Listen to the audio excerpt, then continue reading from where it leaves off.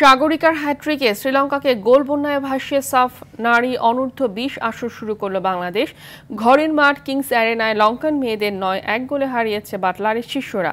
অন্য ম্যাচে নেপালের বিপক্ষে লড়ছে ভুটান। নাজমুস সাকিবের রিপোর্ট।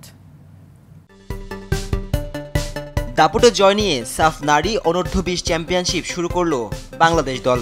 স্বপ্না, মুনকি, সাগরিকাদের দৃষ্টিনন্দন খেলায় উদ্বোধনী ম্যাচে গোল উৎসবে ভাসল আফিদা পূজারা।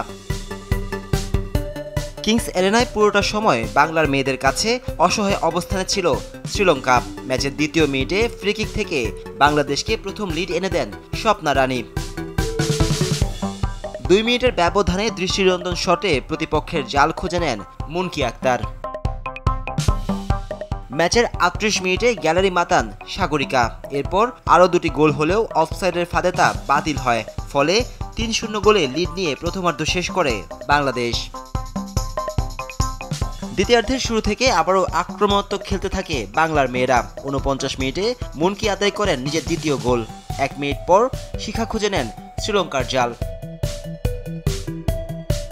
ম্যাচের 53 মিনিটে সাগরিকা দ্বিতীয়বারের মতো বল জড়ান প্রতিপক্ষের জালে।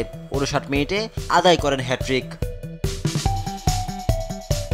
85 মিনিটে কর্নার থেকে বন্যার 52 বলে গোল করেন রূপা আক্তার। ম্যাচের অতিরিক্ত সময়ে লঙ্কানদের হার ব্যবধান কমান জাসো থারান। তবে পরক্ষণেই গোল হজম করে শ্রীলঙ্কা।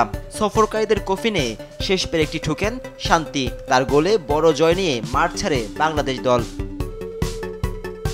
নাজমুস সাকিব, RTV, ঢাকা।